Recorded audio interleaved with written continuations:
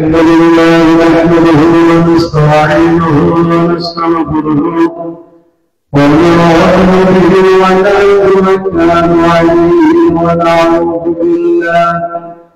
ونعوذ بالله من شرور انفسنا ومن سيئات اعمالنا من يهده الله فلا مضل له ومن يضلله فلا هادي له أشهد أن لا إله إلا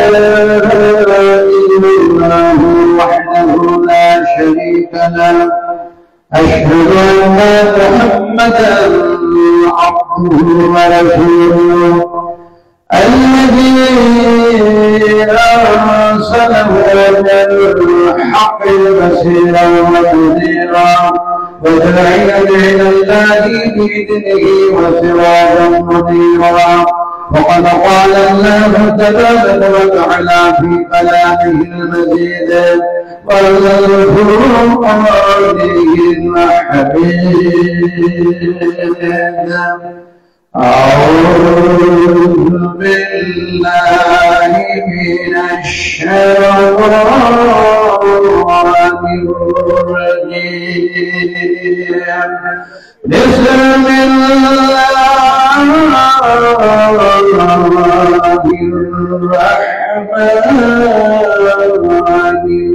الرحيم إن الله وملائكته يصلون على النبي يا أيها الذين آمنوا صلوا عليه وسلموا تسليما اللهم صل على محمد وعلى آل محمد كما صليت على رب العالمين وقيم الصلاة ومن ذريات ربنا وتقبل دعائي ربنا اغفر لي ولوالدي وللمؤمنين يوم يقوم الحساب حلال وجناح فلا صدى هدايتك زلالتك يا अगर तुम कर्म करे और सवालता जुल्दी घर करे तकब्बल मिन्ना इन्नका अंतस समीउल अलीम व तुब अलैना इन्नका अंतत तव्वाबुर रहीम सुब्हान रब्बिका रब्बिल इज्जति अम्मा यसिफून व सलामुन अलल मुरसलीन व अलहम्दुलिल्लाहि रब्बिल आलामीन मशाइखुल उलमाए कुरान हजरत সম্মানিত আজকাল জলসার সভাপতি মহোদয় সকলে বসে থাকা শিক্ষিত জ্ঞানী বন্ধু ইসলাম বন্ধু ভাবতে আমাদের মা বোনেরা সকলকে জানাচ্ছি আমার আপনাদের শুভেচ্ছা ভালোবাসা অভিনন্দন যে সকল করতে সেই আল্লাহ সুবহানাহু ওয়া তাআলার প্রশংসা করতে যাচ্ছি যে আল্লাহ পাক আমাদেরকে দর্শন শক্তি দিয়েছে যে আল্লাহ পাক আমাদেরকে শ্রবণ শক্তি দিয়েছে যে আল্লাহ পাক আমাদেরকে বাক শক্তি দিয়েছে যে আল্লাহ পাক আমাদেরকে জ্ঞান শক্তি দিয়েছে এরপরেও অসংখ্য নিয়ামত দিয়ে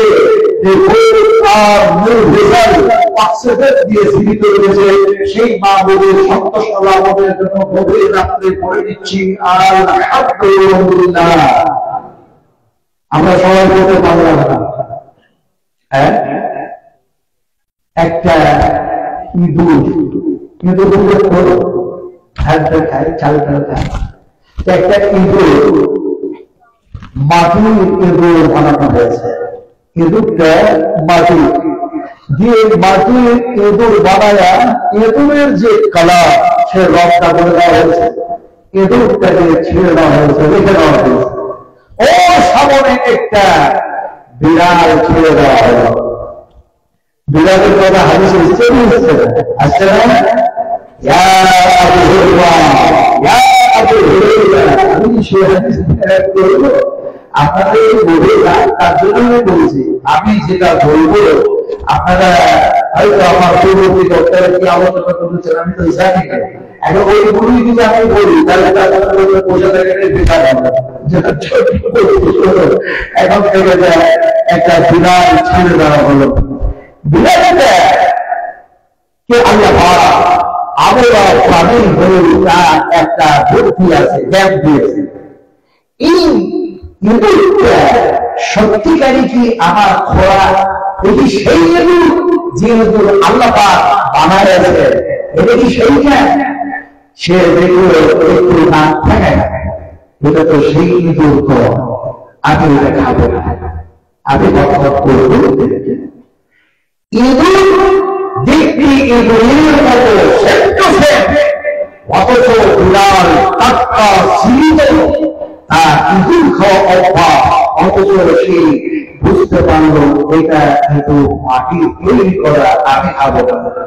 আমরা মুসলমান, আমরা মানুষ, আল্লাহ পশু বানাই নাই, আমরা প্রাণী বানাই নাই। আল্লাহ মানুষকে বানালেন কম করে, উৎকৃষ্ট করে, আর বেকার করে, অথচ আল্লাহ পাক জ্ঞান দিলেন, গরিবা দিলেন, ঘুরে দিলেন, অথচ আমরা তার প্রশংসা করতে পারলাম না। আমরা কি বিড়ালের সেই তো জ্ঞান, আমরা কি এটা আলহামদুলিল্লাহ। আমাদের নবী বিশ্বনবী রাহমাতুল্লাহ আলাইহি মুহাম্মদ রাসূলুল্লাহ সাল্লাল্লাহু আলাইহি ওয়াসাল্লামের প্রতি অসংখ্য অগণিত দরুদ সালাম ও বিসমিল্লাহ আল্লাহু আমিন। আমরা মুসলিম মানুষ, আলেম মানুষ, অনেক সময় অনেক কিছু হালালকে হারাম করে দিই, আর হারামকে হালাল করে দিই, হালাল হারাম আর হারামকে হালাল অনেক সময় করে দিই। তবে সবাই না যে তারা এরকমটা করে থাকে, সবাই না তবে যারা এরকমটা করে থাকে। যেমন উদাহরণ দিয়ে বোঝায়, একটি যেন ফার্ম যা আপনি যেন সভ্য জায়গায় করে দিয়েছে, ঝুলাই দিয়েছে। এখন ওই জালের মধ্যে দেখা যায় একটি কাক আর একটি কবিতা যেন ধরা পড়ে গিয়েছে, ধরা পড়ে গিয়েছে, হাসে যেন ঘুরে গিয়েছে, এমন সময় বেড়ে গেছে। এখন দেখা যায় কাকটাও চিৎকার করছে, আর দেখা যায় সেই ঘুঘুটা যেন কান্না করছে। ওই ঘুঘুটা বলছে আমি কাঁদছি, আর তুই এত চিৎকার কেন করছিস? কাকতে বলছে তুই এত চিৎকার কেন করছিস? তোর চিৎকারে আমাকে খুব যেন ভোগ করেছে। কাক বলে তুই কাঁদছিস কেন? তুই কি হয়েছে? তুই যাদের মধ্যে ধরা পেয়েছিস, আমিও ধরা পেয়েছি, কিন্তু তুই কাঁদছিস কেন? ঘুঘুটা বলছে আমার গোস্ত হালাল, আমাকে এই জাল থেকে বাইরে করে আর এই মানুষেরা সবাই করে আমাকে হালাল মনে করে খেয়ে ফেলবে, যার জন্য আমি মরবো, আমি তারা খেয়ে নেবে, তাই আমি কান্না করছি আফসোস করে। এখন কাকটা বলছে তুই হালাল, তোকে মানুষ ধরবে, সবাই করে খেয়ে দেবে, কিন্তু আমি কেন চিৎকার করছি জানিস? যদি আমার গোষ্ঠটা হারাম, খাওয়াটা জায়েজ নয়, তারপর আমি চিৎকার করছি যে কোন সময় আমি আমার গোষ্ঠটা হারাম করে দিলে আমাকে জবাই করে ফিরে দিলেন। আমার শোনা করে কথা বলতেছিলেন, আজকে এত কিছু আলোচনা হচ্ছে, এত কিছু ভগবান হচ্ছে, এত কিছু বস্তা মাসায় আলোচনা হচ্ছে, হাদিস আলোচনা হচ্ছে, কিন্তু এই আলোচনাগুলো শোনার পরে আমাদের যে সংশোধনের প্রয়োজন ছিল তা আমরা জীবনে প্রস্তাব করতে পারি না। আল্লাহ বলছেন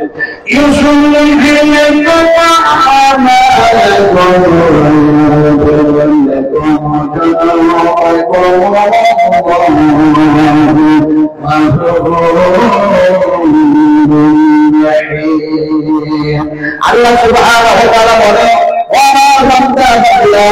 তোমরা তোমাদের জীবনে ইসলাহ করে নাও, সংশোধন করে নাও, পাপ থেকে, অন্যায় থেকে, ভুল থেকে, যদি যদি তোমরা সব ফিরে আসো আমার দিকে দৌড়ায় আসো, আমার দিকে ফিরে আসো, আমার রহমতের দিকে ফিরে আসো, আমার মাগফিরাতের দিকে ফিরে আসো, আমি আল্লাহ তোমাদেরকে ক্ষমা করে দিব, মাফ করে দিব, আর আমার দেশকে আমার জান্নাতের মতো তোমাদের ঠাঁই দিয়ে দিব, জায়গা দিয়ে দিব।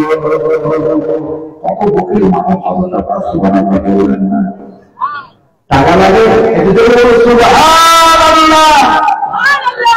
আচ্ছা একটা সত্যি কথা বলো, আমরা কি দেশে আছি কেন? এবার দেশে আছি কি যে মানুষ ভালো করে বলুন, দেশে আছি তো মিথ্যা কথা, দেশে না। আল্লাহ তাআলা বলছেন শোনো, যদি তোমরা দেশে থাকার দাবি করো আর আমি আল্লাহ যদি বলি এই জমিন থেকে এক্ষুনি ফসায়া দিল, এই তথ্য করে দিল, তাহলে এই ফসানো জায়গায় আমরা বসে থাকতে পারবো, হাত না দেখা পাবেন, বসে থাকতে পারবেন, জমিন ফসে যাবে, বসে থাকতে পারবেন। বুঝে যে কথা বলা হয়, বুঝে যে কাজটা করা হয়, সেই কাজের মধ্যে ভুল হওয়ার সম্ভাবনা কম থাকে। না বুঝে যে কাজ করা হয়, যে কথা বলা হয়, সেই কাজের মধ্যে দেখা যায় এমনি করে ভুল হওয়ার সম্ভাবনা বেশি থাকে। কথা বুঝে বলুন, আমরা কি বসে আছি? না।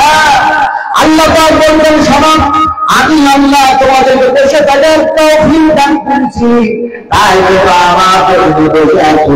এখন আমরা সার করে বসে আছি, তার কথা শুনতে না, তার কথা শুনতে, কার কথা শুনবো আমরা? আল্লাহ এবং আল্লাহ রাসূলের কথা। এই জমিনে যখন আল্লাহর কথা রাসূলের কথা শুনবে আর আল্লাহর কথা নবীর কথা যারা বলবেন, তারা এই জমিনে, এই দুনিয়ার জমিনে অনেক সময় তারা দেখা যায় বাধা প্রাপ্ত হবে। জালিমেরা তাদের উপর জুলুম করবে, তারাকে দেখা যায় অ্যারেস্ট করবে, গ্রেফতার করবে। আমার মনে আশা ছিল, আমি বারবার বলেছি আপনাদেরকে, তোমাদের মানুষকে মসজিদ জগতের নাগরিক বলেছি, আমার মনে দুইটা আশা। একটা আশা ছিল, আল্লাহ তোমার কথা তুমি বলতে বলতে, নবীর কথা বলতে বলতে, যে কথাগুলি সবচেয়ে উৎকৃষ্ট, فإن خير الحديث كتاب وخير الهدي هدي محمد صلى الله عليه وسلم। আমার রাসূল বললেন, আমার আল্লাহ থেকে আমি নবী থেকে ভালো ব্যবহার হতে পারে না। তোমার কথা বলি, তোমার ভালো লাগবে, যে চুরি করতে থাকতে হয়, এগুলো দেখা যায় না, ধর্ষণ করতে থাকতে হয়, এক কথায় অন্যায় কাজ করতে গিয়ে ধরা পড়ে জেলখানায় যেতে হয়। আর এমনি করে আল্লাহ আল্লাহ রাসূলের কথা বলতে গিয়ে, হক কথা বলতে গিয়ে, কথা হাক্কাহু কথা বলতে গিয়ে, জাআল হক ওয়া জাহাকাল বাতিল ইন্নাল বাতিলা কানা সত্য আসে প্রতিষ্ঠিত হওয়ার জন্য, ইত্যাদি আসে মিটে যাওয়ার জন্য। ফলে আল্লাহ এবং আল্লাহ রাসূলের কথা সত্য আর হক, ফলে সেই কথাগুলি যখন বলতে দেওয়া হয়, মনে আশা ছিল যদি একবার ভুল থাকতে পারে না। ইমাম আহমদ বিন হাম্বল রাহমাতুল্লাহ আলাইহি বলেছেন, আল্লামা তাইমিয়া বলেছেন, ইমাম শহীদ রাহমাতুল্লাহ আলাইহি বলেছেন, মাওলানা ফজলে হক এলওয়ানি বলেছেন, মাওলানা আল্লাহ খান বলেছেন, আমি যদি না বললাম যে নবী হযরত ইউসুফ আলাইহিস সালাম সদা আলাইহি ওয়াসাল্লাম, আমি কথা ছিল যে দুইটা আশার মধ্যে একটা আশা হচ্ছে, আরেকটা আশা ছিল, আমি আপনাদের সামনে বলেছি, এই আল্লাহ তোমার নবী যে জায়গায় শুয়ে আছে ওই জান্নাতের মধ্যে আমি যেতে চাই, কিন্তু সেই জায়গাটা আমাদের ঢোকার সুযোগ করে দাও।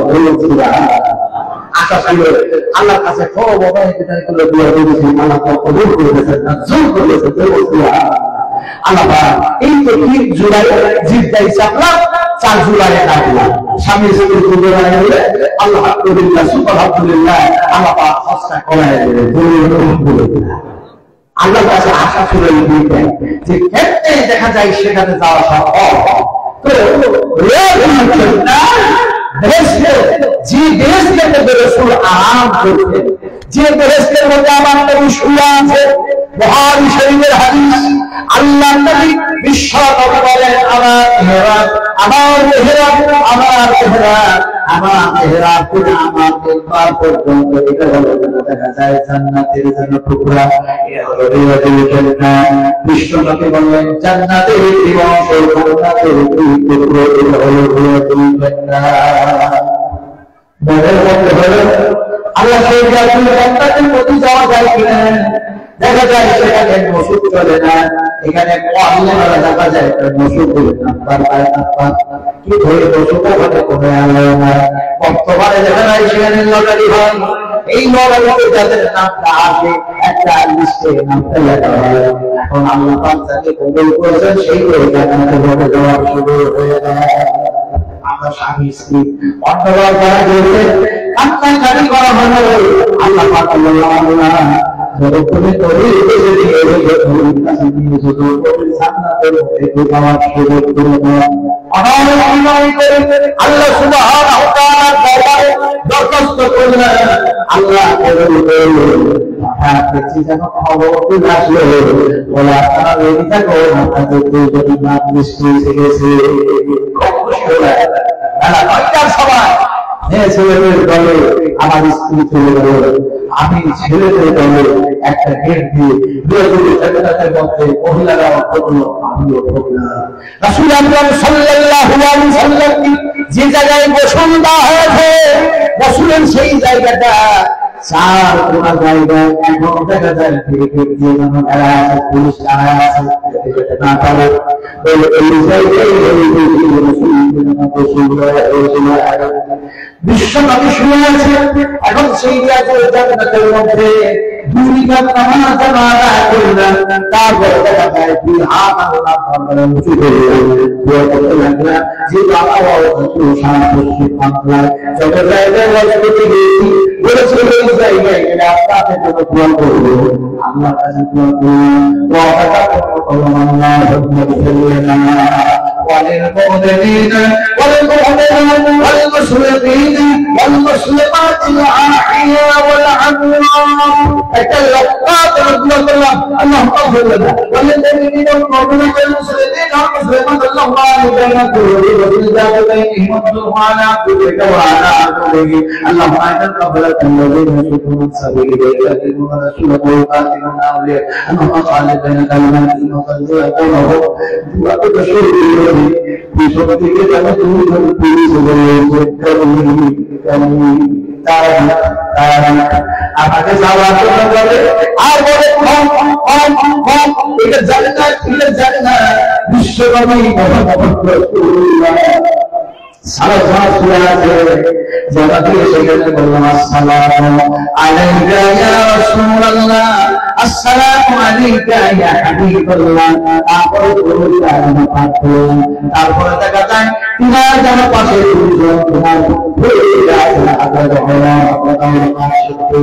তিনারা সালাম না দিয়ে থাকতে পারা যায় না, তিনাদের সালাম ছিলেন আসসালামু আলাইকুম ওয়া রাহমাতুল্লাহি ওয়া বারাকাতুহু ইয়া আউলিয়া الصديق رضي الله تعالى عنه السلام عليكم ورحمة الله وبركاته يا عمر رضي الله تعالى عنه السلام عليكم سوره الفاتحه আল্লাহ দুনিয়া কত নাম মুসলিম মুসলিমান আমি জীবিত আছে এগুলো ক্ষমা করে দাও, মাফ করে দাও। দোয়া করলেন এটি করে আল্লাহ এটি করে পাঠিয়ে দিয়েছে কবরের মধ্যে আলাদা পর্দাতে যত মুমিনা মুসলিম মুসলিমান শুয়ে আছে, আয় আল্লাহ তুমি তাদের মাফ করে দাও, ক্ষমা করে দাও। আমার ভাইরা আসলে কথাটা যেটা আমি বলতে চাইছি সেটা হচ্ছে এইটা, রাসূল করিম সাল্লাল্লাহু আলাইহি ওয়াসাল্লাম ওই মদিনাতে শুয়ে আছে, নবীজি বলেছে যখন পৃথিবীর মানুষগুলি দাবি করবে আমি মুসলিম, আমি মুসলিম, আমি মুসলিম, আমি মুসলিম, আমি মুসলমান, আমি মুসলমান, অথচ মুসলমান দাবি করবে কোরআন মাফিক জীবন চালাবে না, হাদিস মাফিক জীবন চালাবে না, আল্লাহর সংবিধান দিয়ে তারা জীবন বাস্তবায়ন করবে না, বিশ্বনবীর বিধি অনুযায়ী তারা জীবন পরিচালিত করবে না, সে সময় গোটা পৃথিবীর জমিন থেকে ইসলামটা দিনটা বুঝাইয়া লেপটে কালায়ের মতো চাটাইয়ের মতো বুঝাইয়া আমি মুহাম্মদ সাল্লাল্লাহু আলাইহি ওয়াসাল্লামের এই মদিনায় আমার কাছে সেই ইসলাম জমা হয়ে যাবে।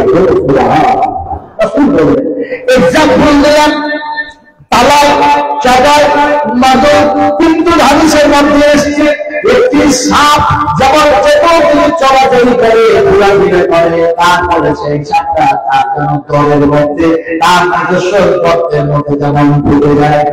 আল্লাহ বললেন পৃথিবীর মানুষেরা দাবি করবে মুসলিম, তখন কোরআন নবীর হাদিস নবীর জীবন চালাবে না, সে সময় ইসলাম দিন যেন আমার মদিনায় যাওয়ার কাছে জমা হয়ে যাবে।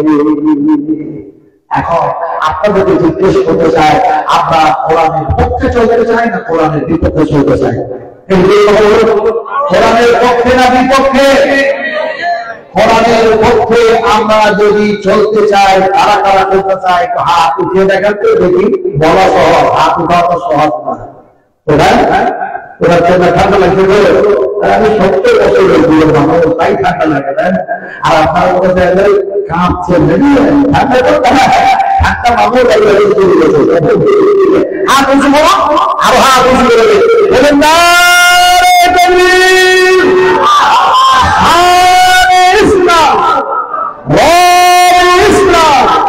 আর কোরআনের আলো।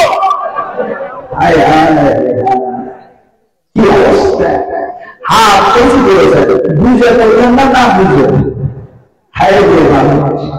যদি আপনি হাতটা উঁচু করে কোরআনের পক্ষে বুঝে যদি করেছেন আলহামদুলিল্লাহ, আর যদি না বুঝে করেছেন সবার বড় মুশকিল হয়ে যাবে। কেউ জিজ্ঞেস করবে ভাই ওয়াজ শুনতে গেলে নাজনালা মস্ত ছিল, হাত উঁচু করতে বললো, হাত কেন তোমরা উঁচু করলে? আল্লাহ কসম খেয়ে বলে যে হাত উঁচু করলে নবীর সুন্নাত আদায় করে দিয়েছেন। হাত দ্বারা উঁচু করতে পারলেন না। এখন দেখা যায় কি বলা হয়, কোন আলেম নির্দেশ করবেন, কোন বক্তব্য নির্দেশ করবেন, কোন মুহাদ্দিস নির্দেশ করবেন, কোন মুহাদ্দিসা জিজ্ঞেস করতে পারে হাত কেন উঁচু করেছিল। পৃথিবীর কোন আলেম ওলামা জিজ্ঞেস করবেন না, স্বয়ং যদি আল্লাহ জিজ্ঞেস করে হাত কেন উঁচু হয়েছিল, আল্লাহ এই প্রশ্নের উত্তর হাত করে না দেবে না। এই হাতটা আল্লাহ জিজ্ঞেস করে হাত তুমি কেন উঁচু হলি? হাত যেন বললে রব্বিকারী, তুমি আমার স্রষ্টা, তুমি আমাকে সৃষ্টি করেছো। হাত নামক এই হাত যেন তুমি বানাইছো, ফলে আমি তোমার কোরআনের পক্ষে তোমার নবীর থেকে আল্লাহ তোমার গোলামি করতে আমি হাত উঁচু হয়ে দিয়েছিলাম। اليوم نختم على أفواههم وتكلمنا أيديهم وتشهد أرجلهم بما كانوا يكسبون। তোমার শরীরের সব কথা বলবে, হাত দিয়ে তুমি সারা পাঠ করেছিলে, পাঠ করেছিলে, জুয়া করেছিলে, তাস খেলেছিলে, একটি করে দেখা যায় গাড়ি দর্শন করেছিলে, একটি করে দেখা যায় বোমা করেছিলে। এক কথায় তোমার হাত সব কিছু করে ধরে বসে হাত দিয়ে উঁচু করে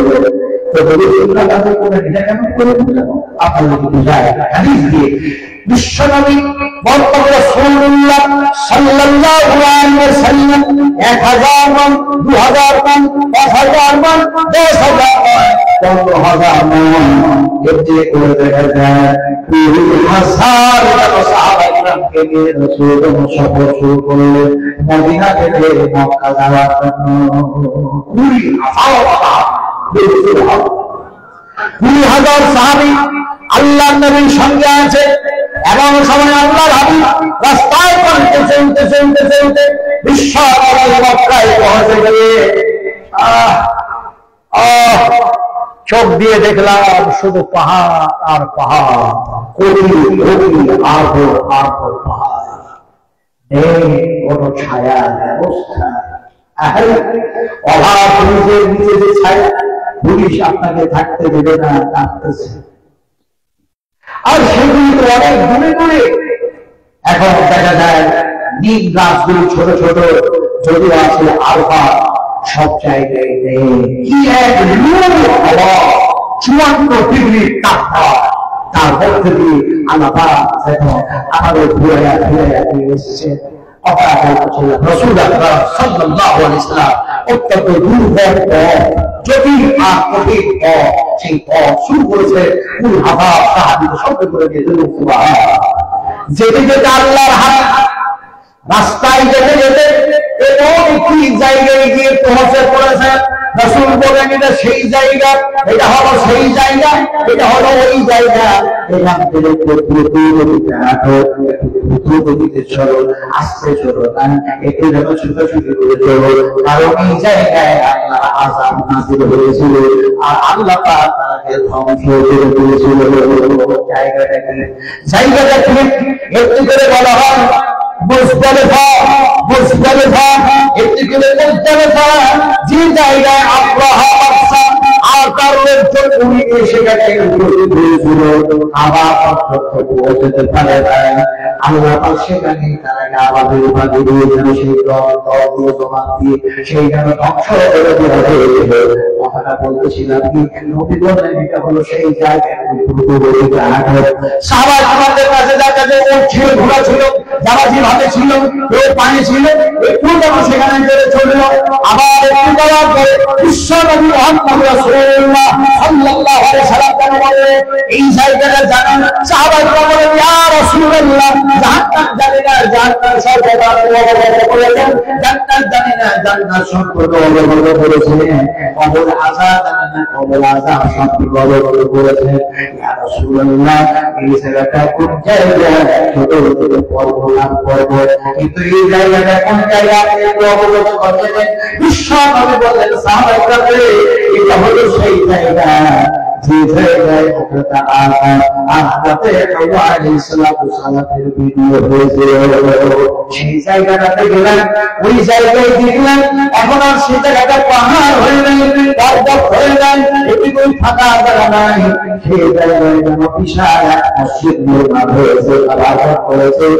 মসজিদের নাম হয়েছে মসজিদের নাবেরা। মসজিদে নাবেরাতে প্রচন্ড ভিড় হয়, অনেক মানুষের প্রাণ চলে যায়। আল্লাহর কাছে আশা ছিল আল্লাহ আদম আর হাওয়া থেকে দুনিয়ায় ঢোকাও। আল্লাহ সবকে বলছি আমাকে আল্লাহ সেখানে আমার সঙ্গ সাথী যারা ছিল একসময় মসজিদে নাবেরাতে ঢুকতে পারে নাই, ঢুকতে পারে না, এত গ্যাদারি অনেক সহ আর আসো একসাথে আসল ভাবাবাড়ি করলো। আল্লাহ আরে এই জায়গাতে তো হযরত আদম হাওয়া আলাইহিস সালাম করেছিল, তারপরে ওই যে হাত উঁচু করে বুঝাচ্ছি ভালো করে বুঝুন। এবার সাহাবারা তাদের শব্দ করে দিয়ে রাসূলুল্লাহ সাল্লাল্লাহু আলাইহি ওয়াসাল্লাম একটি পাহাড়ের উপরে, সাহাবীরা পাহাড়ের উপর, পাহাড়ের নিচে, চারিদিকে চতুর্দিকে সাহাবারা তাআলা আনহুরা যেন সেখানে উপস্থিত হয়ে জায়গার মধ্যে বসে আসে, কেউ খাড়ায় আছে। রাসূল বুঝেছেন, রাসূল দেখা যায় পর্বতের ওপর, সেই পাহাড়ের ওপরে, পাহাড়টির নাম হচ্ছে জাবালুর রহমান। জাবালুর রহমান, জাবালুর রহমান, এই জাবালুর রহমান পর্বতের ওপরে বিশ্বনবী যারা বক্তৃতা শুরু করলেন, খুতবা দিতে শুরু করলেন, ওয়াজ করতে শুরু করলেন, তারপরে সাহাবারা তাদের লক্ষ্য করে বললেন আমরা সাহাবীরা আমি মুহাম্মদ সাল্লাল্লাহু আলাইহি ওয়াসাল্লাম তোমাদের কাছে তোমাদের সাথে তোমাদের সঙ্গে করে দিই, হয়তো এরপরে সেই আশাটা হবে না। এটাই হয়তো আমার শেষ কেন সফর, এটাই যেন দেখা যায় জীবনের শেষ।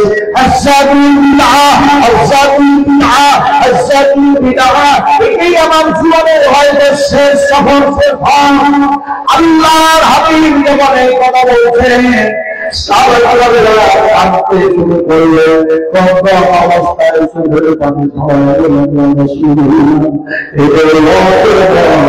এটা দেখা যায় এমনি করে মুসিবত নবীজি আপনি এমন কথা বলছেন মনে হচ্ছে আমাদের কিছু মুসিবত করতেছে। এক জিনিস নয়, অসিয়ত মানে এই বাবারা গোলাপগুলোকে অত্যাচার করো না, ছোট বাচ্চাদেরকে অত্যাচার করো না, মহিলাদেরকে অত্যাচার করো না, মাটি মাসিদেরকে অত্যাচার করো না, ইয়াতিমদের মা তোরা খেয়ে করো না।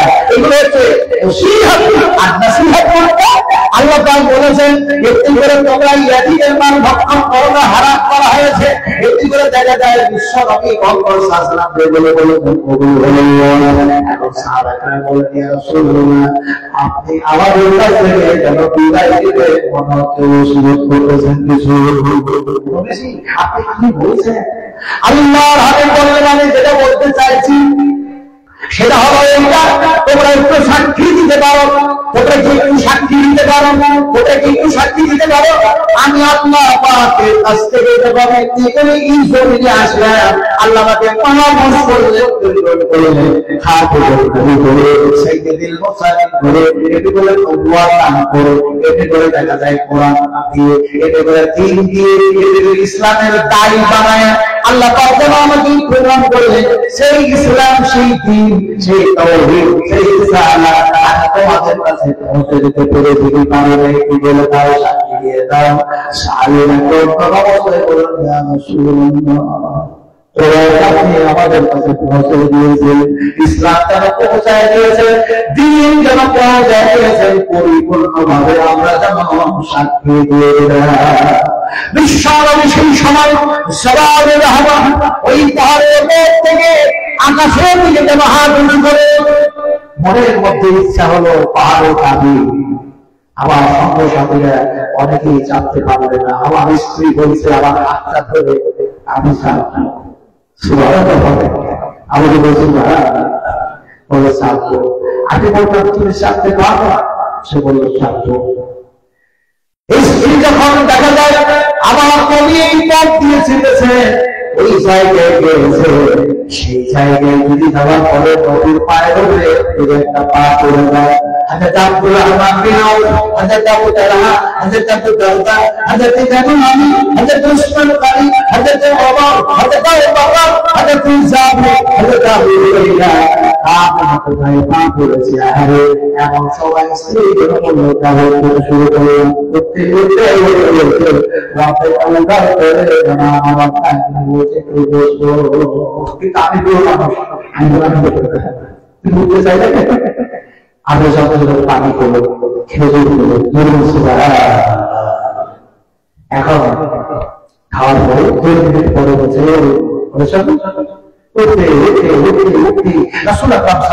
পাহাড়ের যে একেবারে ভিড় জায়গায় খুতবা দিচ্ছে সেই জায়গায় উঠে বললাম আলাদা উঠে চারিদিকে যেন হচ্ছি আর কাঁদছি আমার প্যারা রাসূল আমার নবী তো সেই রহমতের নবী, সেই রহমতের নবী, রহমতের নবী। ওয়া মা আরসালনাকা ইল্লা রাহমাতাল লিল আলামিন। সবাই বলে ওয়া মা আরসালনাকা ইল্লা রাহমাতাল লিল আলামিন। আল্লাহ পাক বলেন বিশ্ব মানবের কাছে আমি যেন আমার রাসূলকে রহমতের মতো প্রতীক করে প্রেরণ করে দিলাম। সুবহানাল্লাহ বললেন না? সুবহানাল্লাহ বলেন, সুবহানাল্লাহ বুঝে বললেন তো কি? সুবহানাল্লাহ। একজন বুড়ি একজন বুড়ার কাছে এসেছে, জানেন? এই জানেন একজন বুড়ি একটা বুড়ার কাছে এসেছে, তার মানে আমরা সব জানি। বলছেন কেমন জানেন? ওই যে বুড়ি বাংলাদেশ থেকে পাওয়া যায় বুড়ার কাছে আছে, কি বুড়ি আর কি বুড়া আপনাকে পাই না। যা বললে ওরা আমাদেরকে ধরছে আর যেখানে ধরছে আল্লাহ বলছে জমিনটা আমার, জমিনটা তোমার, জমিনটা কার? বিশ্বনবীকে সাহায্য করেছিলেন সব আমাদের যুবকের বলেরা অনেক জোরে কথা বলুন জমিনটা কার? আর আরেকটু বলতে হবে, আল্লাহ বললেন বুঝে না না বুঝে কি আল্লাহ বুঝেই বলতে হয়। তার মানে যতবার আল্লাহ বলেছেন কোরআন তেলাওয়াত করেছেন কোরআনের মধ্যে এসেছে আল্লাহুল্লাযী খালাকাস সামাওয়াতি ওয়াল আরদা ওয়া মা বাইনাহুমা বিসিত্তাতি আইয়ামিন সুম্মা ইসতাওয়া আলাল আরশ মা লাকুম মিন ولي ولا سبيل فلا تتذكرون الله وما بينهم الله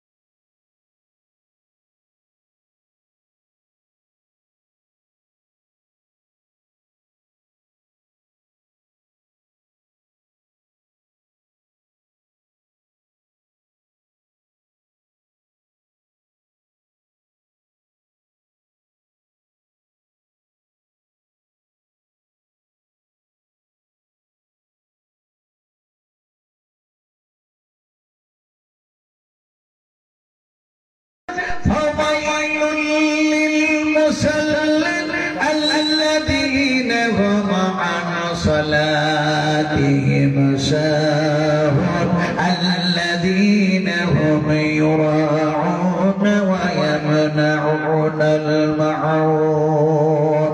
সেই সমস্ত মুসল্লিরা, সেই সমস্ত নামাজীরা ওয়াইল জাহান্নামের মধ্যে যাবে যারা নামাজের পাবন্দি করে না। জামাতে নামাজ নাই, সময়ে নামাজ নাই, ওয়াক্তে নামাজ নাই, টাইমে নামাজ নাই। এই নামাজি মানুষগুলিকে আল্লাহ পাক ওয়াইল জাহান্নামের মধ্যে দিয়ে দেবে। হায় হায় হায়, আল্লাহ পাক কোরআনের মধ্যে বলছেন এরা যখন জাহান্নামে যাবে, রাসূল কারীম সাল্লাল্লাহু আলাইহি ওয়াসাল্লাম শোনাচ্ছেন, এরা যখন জাহান্নামের মধ্যে যাবে তখন তারা তার প্রভুকে ডাকবে, তার রবকে ডাকবে আর বলবে যে পাপের কারণে, যে ভুলের কারণে আমরা জাহান্নামে এসেছি, এই জাহান্নাম থেকে আমাদের বাঁচার কোনো পথ আছে কিনা আল্লাহ তুমি বলে দাও। কিভাবে বলবে? তাদের ভাষাগুলি আল্লাহ পাক কোরআনের মধ্যে কোট করে দিয়েছেন। ওরা যখন বলবে سنتين وأحياتنا سنتين فاعترفنا بذنوبنا فهل إلى خروج من سبيل। সাবিল কে মানে হলো রাস্তা, জুনুব কে মানে হলো পাপ। তারা জানা বলবে হে আমাদের প্রতিপালক, সব যেন দেখলাম, সব যেন শুনলাম, দুইবার জীবিত মৃত্যু সব যেন প্রমাণ হয়ে গিয়েছে। এখন যে পাপের কারণে জাহান্নামের মধ্যে এসেছি, এখান থেকে বাঁচার কোনো উপায় আছে কিনা বলে দাও। আল্লাহ সুবহানাহু ওয়া তাআলা বললেন ও আমার বান্দা বান্দীরা, তোমাদের সঙ্গে ওয়াদা ছিল তোমরা দিয়ে কোরআনের পক্ষে জীবন চালাও, নবীর থিওরি দিয়ে জীবন চালাও, তাহলে পরে তোমাদের থাকার জায়গা হবে বেহেশত জান্নাতের মধ্যে। ফলে যেন কোরআনকে ইনকার করেছো, নবীকে ইনকার করেছো, আমি আল্লাহর সংবিধান অনুযায়ী জীবন চালাও নাই, তোমাদের সঙ্গে ওয়াদা আছে যেটা, সেটাই আমি আল্লাহ ওয়াদা পূর্ণ করেছি। হাযিহি জাহান্নামুল্লাতী কুনতুম তু'আদুন। একটু সবাই জোরে বলুন আল্লাহুম্মা আযিরনি মিনান নার। বাইতুল হারাম কাবা শরীফে বিশ্বনবী মুহাম্মদ সাল্লাল্লাহু আলাইহি সাল্লামের যেখানে জন্মটা হয়েছে, ওই ঘরের কাছে গেলাম। বলে মা ফাতেমা তো এখানে হাঁটছিল না। যখন নবী যে জায়গায় সিজদা করলেন, সিজদা কাবা ঘরের একেবারে কালো গ্লাফের নিচে যে জায়গায় সিজদা করেছিলেন, আর ওই অবস্থায় উমাইয়া বিন খালফ এমনি করে আবু জাহিল, এমনি করে আবু লাহাব উটের ভুঁড়ি চাপিয়ে দিয়েছিল, নবীর ঘাড়ে চাপিয়ে দিয়েছিল। সেই জায়গাটাও দেখলাম, চোখের পানি ঝরালাম। আবার নবীজি, নবীজি আপনি কোথায়, নবীজি আপনি কোথায়? এই জায়গাতে আপনি সিজদায় পড়েছিলেন। আর দেখা যাচ্ছে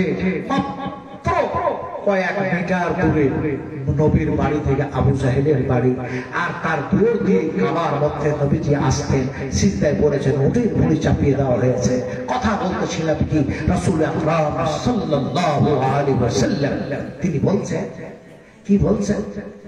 من سائر الله فمن عرض البيت بثمر فلا جناح। সাফা আর পাহাড়, মারওয়া পাহাড় দুটাই দেখলাম। নবীজি আল্লাহ পাক যেন বলছেন এই পাহাড়ের মধ্যে যারা ছোটাছুটি করলো, সাফা মারওয়া সাই করলো, আর সাফা মারওয়া দুইটাই পাহাড় হচ্ছে আমার নিদর্শন করি। আল্লাহ পাক বলছেন এই ছোটাছুটি, এইখানে সাফা মারওয়া সাই করার কারণে, তফ করার কারণে তাদেরকে আমি মাফ করে দিলাম, তাদের জীবনের যত গুনাহ ছিল সব মাফ করে দিলাম। সুবহানাল্লাহ। নবীজিকে জিজ্ঞেস করা হলো কেমন মাফ, কেমন ক্ষমা? রাসূলুল্লাহ বললেন যেমন একটি ছেলে এক্ষুনি ভূমিষ্ঠ হলো, তার কোনো যেমন পাপ নাই, তেমনি করে এই তফ, এই সাফা মারওয়া যারা সাই করলো, আল্লাহ পাক তাদের সেই ধরনের ছোট মাসুম বাচ্চা নাই, তারাকে সেইভাবে যেন পাক আর পবিত্র করে দিলেন। সুবহানাল্লাহ। আলোচনা করতে চাইছিলাম আজকে যেটা, সেটা হচ্ছে যে আমরা কোরআন বুঝবো, আমরা হাদিস বুঝবো, আমরা ইসলাম বুঝবো, আর বুঝেই আমরা সেইভাবে আমাদের জীবনকে বাস্তবায়ন করবো ইনশাআল্লাহ। এটা ধরবো ইনশাআল্লাহ। এটা মসজিদ উন্নত করতে যাচ্ছে নাকি না কেমন কি আপনাদের?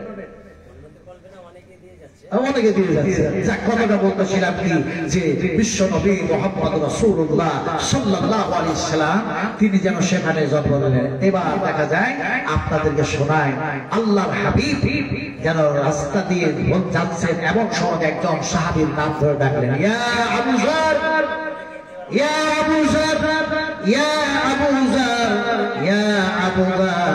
হযরত আবু যার রাদিয়াল্লাহু তাআলা আনহু তিনি যেন দেখা যায় বললেন, লাব্বাইক ইয়া রাসূলুল্লাহ। আহারে, বিশ্ব নবীকে বললেন, নবীজি আমি উপস্থিত আছি বলুন। আল্লাহর হাবিব যেন সেই সময় যেন বললেন, আজকে কি আমার সাথে তুমি সফর করতে পারবে? আমি যেন মদিনা যাওয়ার যেন ইরাদা করেছি, ইচ্ছা করেছি। রাসূল আকরাম সাল্লাল্লাহু আলাইহি ওয়াসাল্লাম মক্কা থেকে এবার মদিনা সফর শুরু করলেন। আমি তখন বলেছি মদিনা থেকে এবার দেখা যায় মক্কায় আসেন 20,000 সাহাবীকে নিয়ে ওই জাবালের রহমতে উঠলেন, আর সেই হাত উঁচু করলেন, ইত্যাদি ইত্যাদি। এখন দেখা যায় বলছেন মদিনা থেকে, মক্কা থেকে মদিনায় যাব। হযরত আবু যার তিনি যেন বলেন, ইয়া রাসূলুল্লাহ আমি আপনার সঙ্গে যাব। আবু যার নিজেই যেন বর্ণনা করছেন, সেই দিন পথ ছিল অত্যন্ত দুর্গম আর অত্যন্ত কঠিন আর অত্যন্ত যেন কষ্টকর পথ ছিল। রাস্তা অতিক্রম করতে করতে করতে করতে সামনে যেন দেখা যায় উহুদ পর্বত পড়ে গেল। আল্লাহর নবীর পিছনে আমি আছি।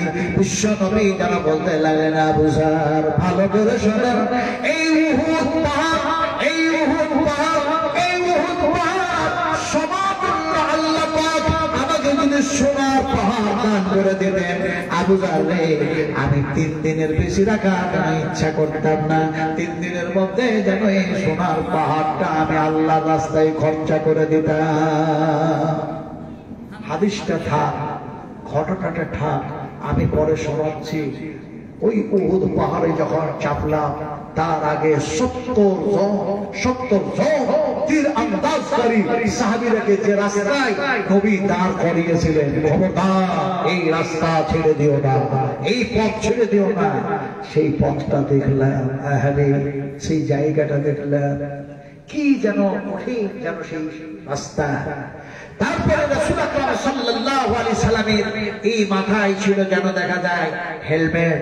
সেই হেলমেটের সেই যেন দেখা যায় একটি কোনা ভেঙে রাসূলের যে জায়গায় ঢুকে গিয়েছিল, রাসূল ঘুরতে ঘুরতে ঘুরতে ঘুরতে যে জায়গায় পড়েছিলেন সেই জায়গাটায় এখন নিদর্শন করে রাখা হয়েছে রাসূলের জীবনে কত রক্ত গিয়েছে। আহারে, তারপরে রাসূল আকরাম সাল্লাল্লাহু আলাইহি ওয়াসাল্লামের যেন চাচা ওটা দিকটা ফাঁকা, যে জায়গায় যুদ্ধ হয়েছিল মুশরিকদের সাথে সেই জায়গাটা এখনো ফাঁকা আছে। চতুর্দিকে যেন পর্বত আর পর্বত। এখন দেখা যায় যে জায়গায় হযরত হামজা শহীদ হয়েছিলেন ফাঁকা জায়গায়, ওই জায়গাটা ফাঁকা নাই। ওই গোটা ময়দানের মধ্যে, গোটা ময়দানের মধ্যে যে জায়গায় হযরত হামজাকে শহীদ করেছিল সেই জায়গায় বিশাল বড় একটা মসজিদ নির্মাণ হয়ে গেছে। মসজিদে হামজা বলা হয়, মসজিদে হামজা বলা হয়। যেন সেখানে ঢুকতেছে আর নবীজির চাচা যেন মনে পড়ে যায় কথা, আর কাঁদতেছে। রাসূলের যেন এখানে রক্ত পড়েছে তাও কাঁদতেছে। এমন সময় যেন সেই যেন পাহাড় দেখি, এবার যেন দেখা যায় তায়েফের মাটিতে এমন একটা জায়গায় একজন সাহাবী নবীর হাতে এমনি করে হাত লাগালেন, নবীর হাতে রক্ত যেন সাহাবীর হাতে লেগে গিয়েছে। কিন্তু এই হাতে হাত লাগাবার পূর্বে সাহাবীটি যেন দেখা যায় বিশ্ব নবী মুহাম্মদ রাসূলুল্লাহ সাল্লাল্লাহু আলাইহি ওয়াসাল্লামকে আঙ্গুরের জুস পান করালেন, আঙ্গুরের জুস পান করালেন, সাহাবীটা যেন পান করালেন। বাগান ছিল যেন মুসলিমদের মুশরিকদের এমনি করে উঠবে উঠাইবা, তাদের যেন দেখা যায় সাইবাগদের যেন এমনি করে বাগান ছিল আঙ্গুরের জুস পান করার পরে এখন হাত দিয়ে দিয়েছেন, তার হাতে যেন নবীর রক্তগুলি লেগে গিয়েছে। সাহাবীটি যুবকটি যেন বলছে, ইয়া রাসূলুল্লাহ আপনার হাতে হাত দিয়ে পায়ে দিলাম, পায়ে যেন নিয়ে এলাম, নবীজি আপনি আমার এবার কলমাটা পড়ায় দেন। আশহাদু আল্লা ইলাহা ইল্লাল্লাহ ওয়া আশহাদু আন্না মুহাম্মাদান আবদুহু ওয়া রাসূলুহু। এখন দেখা যায় ইসলাম কবুল করলো।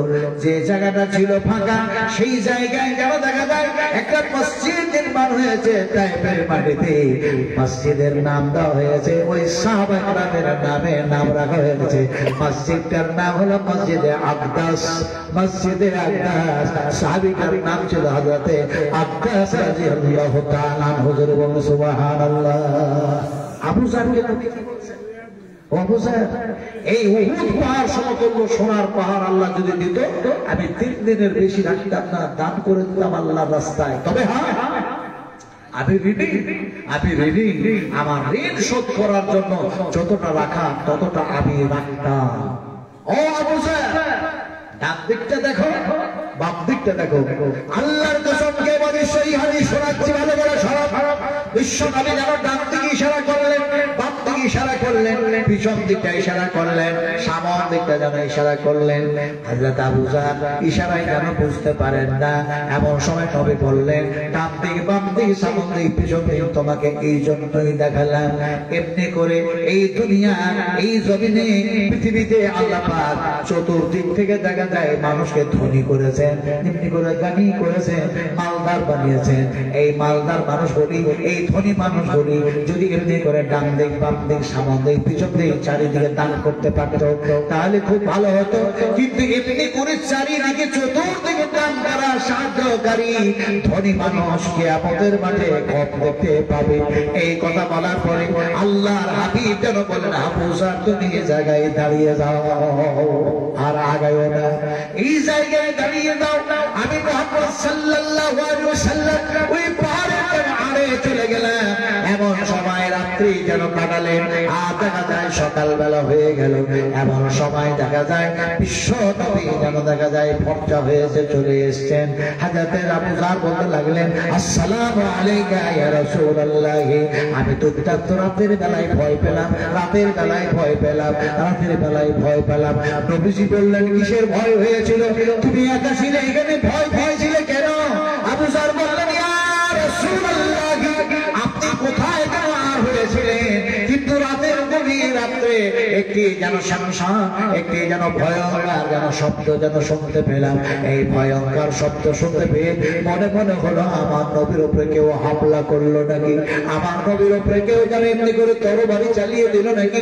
এত মনের মধ্যে ভয় হলো, আমার ইচ্ছা হলো আমি এখান থেকে চলে যাই, আর নবীজি আপনার সংবাদ নেই। কিন্তু আপনার কথা মনে পড়ে গেল যে আপনি দেখা যায় বলেছেন এখান থেকে কোথাও যাবে না আমি না আসা পর্যন্ত। তাই প্রতিশ্রুতি মতো থেকে জায়গায় আমি অপেক্ষা করতেছিলাম, কিন্তু তারও নবীজি আমি ভয় পাচ্ছিলাম। আল্লাহর হাবিব বললেন, ভয়ের কোনো কারণ নেই, তুমি কি সেই শব্দ শুনতে পেয়েছো? বলেছি, হ্যাঁ শুনতে পেলাম। আল্লাহ নয় বলেন, ওই শব্দটা অন্য কিছু না, 600 খানা 600 খানা 600 খানা ডানাওয়ালা পরওয়ালা হযরতে জিবরিল ফেরেশতা আমার কাছে এসেছিল। তারই শব্দ তুমি শুনতে পেলে, আর এসে আমাকে সংবাদ দিয়ে দিল, আসসালামু আলাইকা ইয়া রাসূলুল্লাহ। নবীজি আপনি খুশি হয়ে যান, আপনি সন্তুষ্ট হয়ে যান, আপনি রাজি হয়ে যান। আল্লাহ সুবহানাহু ওয়া তাআলা আপনার যেন উম্মতগুলিকে সব জান্নাতের মধ্যে প্রবেশ করায়া দিয়েছেন। করাবেন না, করায়া দিয়েছেন। যারা মারা গিয়েছে আপনার উম্মতদেরকে আল্লাহ পাক জান্নাতের মধ্যে প্রবেশ করায়া দিয়েছেন। এমন সময় যেন আল্লাহর হাবিব বললেন, আবু জার আমি যেন জিবরিলকে জিজ্ঞেস করলাম, যদি এমনি করে কেউ জেনাকার হয়, কেউ যদি চুরি হয়, চোর হয়, কেউ যদি এমনি করে আরো পাপাচার হয়, তারা কি হয়েছে? আল্লাহ পাকের যেন ফেরেশতা বললেন, নবীজি এটাও যেন আপনাকে সংবাদ দিই, আল্লাহ তাদেরও গুনাহ মাফ করে দিয়ে তারা জান্নাতের মধ্যে যাওয়ার থাকার ব্যবস্থা করে দিয়েছে। তার মানে রাসূল আকরাম সাল্লাল্লাহু আলাইহি সাল্লাম বলতে চাইলেন, তোমরা আল্লাহর কাছে তওবা করো, ইস্তিগফার করো। তোমরা যে পাপ করেছো, তোমরা যে গুনাহ করেছো, তোমরা যে অন্যায় করেছো, সীমা লঙ্ঘন করেছো, ফলে তোমরা আল্লাহর কাছে ক্ষমা চাও, আল্লাহর কাছে ক্ষমা চাও। আল্লাহ রাব্বুল আলামিনের কাছে আমরা ক্ষমা চাইবো। রাত্রি অনেক বেশি হয়েছে, অনেকে লোক চলে গেল, একটু ভাই 10 মিনিটের জন্য একটু সামনে গিয়ে আসুন, খারাপ লাগছে না, একটু এগিয়ে আসুন, জায়গাটা গরম হয়ে গেছে বুঝতে পারছি।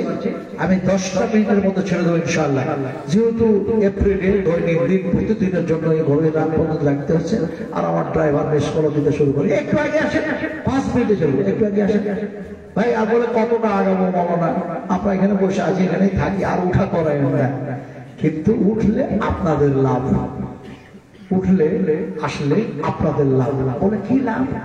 আপনি যখন আসছেন তখন জমিনটা বলছে, তুমি আবার সিনার উপরে পা দিয়ে কোথায় যাও?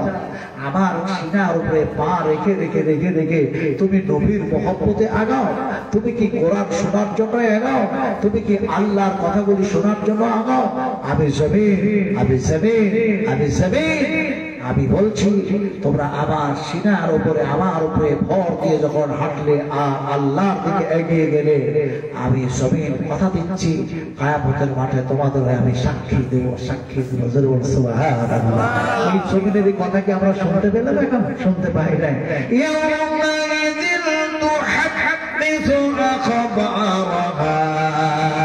আল্লাহ পাক শোনায়া দিলেন, এই জমিন তোমাদের পক্ষে গেল আমার সামনে কথা বলবে। সুবহানাল্লাহি ওয়া বিহামদিহি সুবহানাল্লাহিল আযীম। আপনাদের সামনে সব কথা বলতে বলতে বলতে বলতে লাস্ট ফিনিশিং এ একটা হাদিস, একটা ঘটনা শোনায়। ঘটনাটা কি? একদিন একটি যেন তলবা, আপনারা আগে আসলেন তো একজন তলবল, সে পুরোপুরি 30 পারা কোরআনের হাফেজ। এখন সে সৌদিয়ান মানুষ, আরবিয়ান ছেলে। এখন সে 30 পারা কোরআনের হাফেজ। তো খুব ব্যতিব্যস্ত বেচাইন অবস্থা, একদম পুঁজিপতি মানুষ, ধনাঢ্য ব্যক্তি, ওই তালবুলটাকে, তলবাটাকে, কোরআন হাফেজটাকে বলছেন, আচ্ছা তুমি এত ব্যতিব্যস্ত কেন বাবা, এত ব্যতিব্যস্ত কেন? তো সেই বাচ্চা ছেলেটা বলছে, আমি বেচাইন এই জন্য আমার রাসূলের হাদিস, আমার নবীর হাদিস আমি সংগ্রহ করার জন্য আমি যেতে চাই মদিনায়, আমি যেতে চাই মদিনায়। আমি সঙ্গ সাথী পাচ্ছি না, যাকে সঙ্গে করে নিয়ে আমি সফর শুরু করবো। বলে কেন? তুমি তো একাও যেতে পারো। পুঁজিপতি মানুষটা যেমনি বলেছেন তেমনি যেন তিনি বললেন, আল্লাহ নবী বলেছেন একা সফর করো না। একা সফর যারা করে তাদের সঙ্গ সাথী হয় শয়তান। আমি যেন দেখা যায় কোরআনের হাফেজ, আমি শয়তানকে সঙ্গে করে নিয়ে সফর শুরু করব না। তাই আমি একটা মানুষ খুঁজছি, একটা মানুষ খুঁজছি। জোরে বলে সুবহানাল্লাহ। পুঁজিপতি মানুষটা একটু কোনো বিলম্ব করলো না, একটু কোনো দেরি করলো না, সঙ্গে সঙ্গে ঘোষণা করলো, আমিও মদিনায় যেতে চাই বিশ্ব নবী মুহাম্মদ রাসূলুল্লাহ সাল্লাল্লাহু আলাইহি সাল্লামের দর্শন করার জন্য। এমন সময় কোরআনের হাফেজ বললেন, খুব ভালো, খুব সুন্দর হয়ে গেছে, তাহলে দুজনে সফর শুরু করবো। আগামীকাল ফজরের নামাজ পড়ে আপনারা যারা খচ্চরের উপরে, কেউ দেখা যায় ঘোড়ার উপরে চেপে সফর শুরু করবো। কথাবার্তা হয়ে গেল। এবার দেখা যায় সফর করার আগে তিনাকে যেন খাবার দেওয়া হয়েছে, তলবাটাকে খাবার দিয়েছে, খাবারটা খেয়ে না। এমন সময় খাবার সে এমন ভাবে খাচ্ছে, এমন ভাবে খাচ্ছে, তার খাওয়া দেখে ধনী মানুষটা বললো, তুমি কি কোরাইশ? তুমি কি কোরাইশ? তুমি কি কোরাইশ? তুমি কি কোরাইশ? قريش إعلافهم رحلة الشتاء والصيف فليعبدوا رب هذا البيت الذي أطعمهم من جوع وآمنهم من خوف। এই সূরাটা লেখা আছে কালো গোলাপের উপরে, দেখলাম লেখা আছে আল্লাহু আকবার, আর শুধু আল্লাহ। সারা জায়গায়, সারা মসজিদে, মসজিদে আল রাজি আপনি যদি যান, ওটাকে বলছে ওখানকার মানুষেরা যে কাবার পরে পরে এর স্থান। কেন? তার ইতিহাস আপনারা মোবাইলে পাবেন। আল রাজি মসজিদ, এই মসজিদের লোকটা কেমন ছিল, তার আখলাক কেমন ছিল, তার আমল কেমন ছিল, তিনি কোন বংশের মানুষ ছিলেন, তিনি কত হাজার খেজুরের গাছ ছিল, ইত্যাদি ইত্যাদি সব পাবেন। আমি সেই মসজিদে গেলাম, আলহামদুলিল্লাহ। যে আলোচনাটা করতে চাইছিলাম, রাসূল আকরাম সাল্লাল্লাহু আলাইহি ওয়াসাল্লাম, দেখা যায় বিশ্বনবী সেই যেন কোরআন নাযিল হয়েছে, সেই কোরআনের হাফেজ কে বললেন, তুমি কি কুরাইশ? আনতা কুরাইশ, আনতা কুরাইশ, আনতা কুরাইশ, তুমি কি কুরাইশ বংশের মানুষ? কোরআনের হাফেজটা বলল, আপনি কেমন করে জানলেন যে আমি কুরাইশ বংশের মানুষ? বলে, তোমার খাওয়া, তোমার খাবার দেখে বুঝতে পারলাম। কুরাইশ বংশের মানুষদেরকে দেখেছিলাম এমনি করে তারা খাবার খায়। তো বলে, হ্যাঁ আনা কুরাইশ, আমি কুরাইশ বংশের মানুষ। এখন দেখা যায় খাবার খেয়ে সফর শুরু করলেন। সময় লাগলো কতদিন? 16 দিন, তার মানে 32টা দিন রাত যেন অতিক্রম করলো। এখন এই 32টা রাস্তার মধ্যে চলা অবস্থায় 32 বার কোরআনটাকে খতম করলো। সুবহানাল্লাহ। আমার ভাইরা, আমার ভাইরা, আমার বোনেরা, এর মধ্যে বুঝার ব্যাপার আছে, বুঝাচ্ছি বলুন। এমন সময় দেখা যায় 32 বার কোরআন যেন খতম করলো। পৌঁছে গেল মদিনায়, আলহামদুলিল্লাহ। মদিনায় পৌঁছে যাওয়ার পর মসজিদে নববিয়ার মধ্যে অনেক তোলবা বসে আছেন। আপনারা যেমন বসে আছেন, এমনি করে দেখা যায় তোলবা বসে আছেন। আর একজন যেন বৃদ্ধ মানুষ, একজন বয়োজ্যেষ্ঠ মানুষ, তিনি যেন বিশ্বনবী মুহাম্মদ রাসূলুল্লাহ সাল্লাল্লাহু আলাইহি ওয়াসাল্লামের মিহরাবের মধ্যে বসে আছেন। যে জায়গায় নবী নামাজ পড়াতেন, সেই জায়গায় দেখা যায়, সেই যেন দেখা যায় বৃদ্ধ মানুষটা বসে আছেন। তিনি কি করছেন? এই তোলবাদেরকে হাদিস শোনাচ্ছেন, এই তোলবাদেরকে যেন হাদিস শোনাচ্ছেন। আর এই কোরআনের হাফেজরা যেন সেই তোলবাদের মধ্যে গিয়ে যেন বসে পড়লো।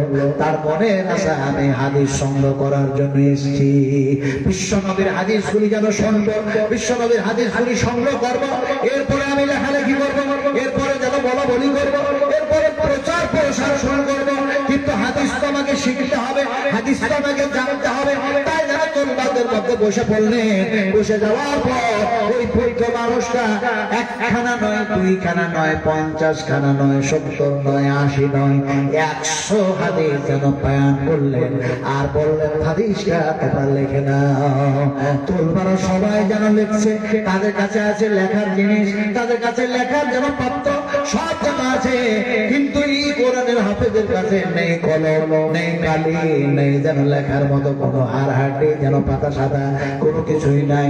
এখন তারা লিখছে জায়গার উপরে, কিন্তু ইনি যেন হাতের তলাটাকে যেন কাগজ বানালেন। আর সে যেন শাহাদাতের আঙুলটাকে নিয়ে খালি এইরকম এরকম যেন করতে আছে। এমন সময় সেই বৃদ্ধ মানুষ, সেই ওস্তাদুল আসাতিকা, তিনি মনে মনে করে, নিশ্চয় আমার তোলবারা আমার হাদিসগুলি যেন লিখতেছে, আমার হাদিসগুলি যেন শুনতেছে। বিশ্বনবী মুহাম্মদ রাসূলুল্লাহ সাল্লাল্লাহু আলাইহি ওয়াসাল্লামের হাদিস বয়ান করছি, এরা যেন লিখতেছে। এমন সময় লেখা শেষ, যেন হাদিস যেন শোনানো শেষ, যেন আজানের ওয়াক্ত হয়ে গেল। আজানের ওয়াক্ত হয়ে গেছে, আসলে এবার আজান যেন হবে। মুয়াজ্জিন যেন আজান দিল, সেই বিলালি আজান কণ্ঠস্বর এখনো ভাসতেছে। মসজিদে নববিয়ে যখন আজান শুনবেন, কলিজা মনে হচ্ছে এখান থেকে আর যাবো না। নবীজি আপনি শুয়ে আছেন, জান্নাতুল বাকিয়াতে আমিও শুয়ে যাই। সুবহানাল্লাহ। এত সুন্দর আজান, এত সুন্দর আজান। এখন আসলে আজান হয়ে গেল। ওস্তাদ বললেন, যাদের উযু নাই উযু করো, উযু নাই উযু করো। যাদের উযু আছে ইখতিয়ার, তোমরা করতেও পারো, টাটকা উযু করতেও পারো, ওটাও করতে পারো। সবাই উযু করতে গেল। কিন্তু এই কোরআনের হাফেজ সে আর উযু করার জন্য গেল না। ওস্তাদ জিজ্ঞেস করলেন, তুমি উযু করবা না? বলে, আমি উযুর অবস্থায় আছি হুজুর, আমার উযু নষ্ট হয় না। সুবহানাল্লাহ। কত বড় পরহেজগার, কত বড় আল্লাহওয়ালা, তার দিল, তার নিয়ত, তার আকীদা, তার ধ্যান, তার ধারণা, তার চেতনা, সেই হাদিস শিখতে গেছে নাপাক অবস্থায় নয়, এখন দেখা যায় জামাত শুরু হয়ে গেল, মুক্তাসার আলোচনা, সংক্ষিপ্ত আলোচনা। এখন নামাজ শুরু হয়ে গেল। কে শুরু করলেন? যিনি হাদিস শোনাচ্ছিলেন সেই ওস্তাদুল আসাতিজা তিনি দাঁড়ায় গেলেন। রাসূল আকরাম সাল্লাল্লাহু আলাইহি ওয়াসাল্লাম যে জায়গায় দাঁড়িয়েছেন ওই মেহরাবের মধ্যে নবীর পায়ে যেখানে পড়েছে সেইখানে পা দিয়ে তিনি দাঁড়ায় এবার নামাজ শুরু করে দিলেন। আসলে নামাজ শেষ হয়ে গেল, সালাত ফিরাইয়া দিলেন।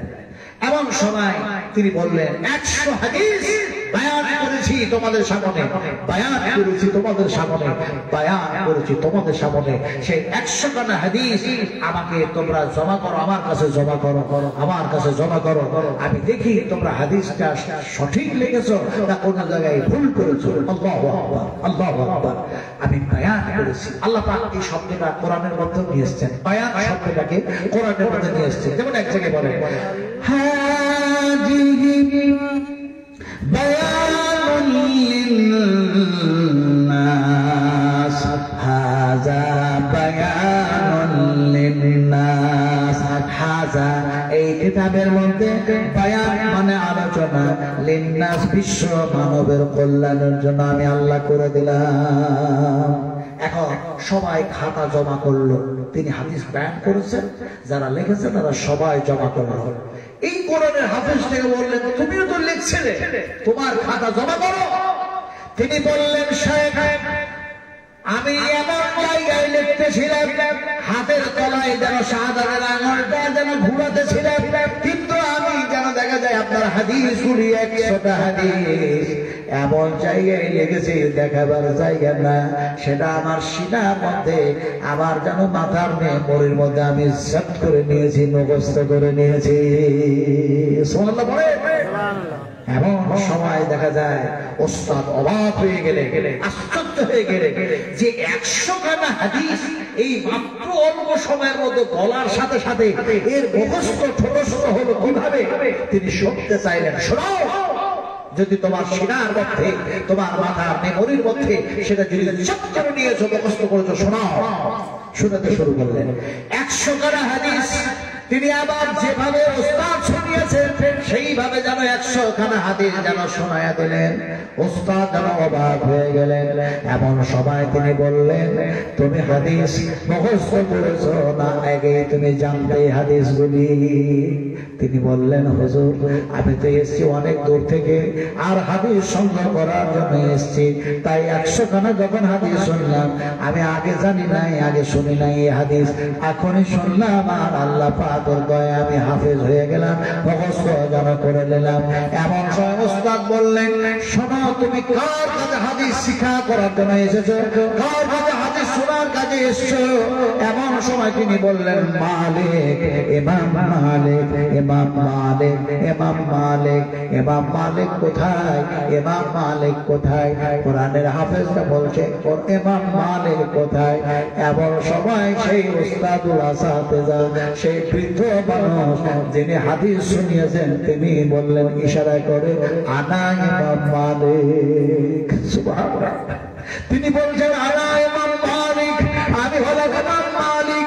এমন সময় যেন সেই যেন যুবক সেই তরুণ সে বলল আপনার কাছে আমি কোরআন হাদিস শোনার জন্য যেন এসেছি, হাদিস সংগ্রহ করার জন্য এসেছি, আমি যারে খুঁজতেছিলাম তারে পেয়ে গেছি। এমন সময় তিনি বললেন তুমি কে? তুমি কে? তিনি বললেন আমি ইমাম শাফিঈ রাহমাতুল্লাহ আলাইহি, ইমাম শাফিঈ রাহমাতুল্লাহ আলাইহি। সুবহানাল্লাহ। এমন সময় সেই জায়গায় মসজিদে নববিয়ার মধ্যে রাসূলের সেই জায়গা যে জায়গায় নবী হাদিস শোনাতেন বসে বসে আর আবু হুরায়রা সঙ্গে সঙ্গে মুখস্থ করে নিতেন। এখন যেন ইমাম মালিক বলে ইমাম শাফিঈ তুমি সেই জায়গায় বসেছিলে, আবু হুরায়রা যে জায়গায় বসতেন আল্লাহর নবী এই জায়গায় বসে হাদিস শুনিয়েছেন, আমি সেই নবীর যেন খাসার যেন দেখা যায় বললাম আমি যেন উম্মত, আমিও সেই জায়গা থেকে হাদিস বয়ান করেছি, আমি যতটা বয়ান করেছি সেইভাবে তুমিও বয়ান করে দিয়েছো।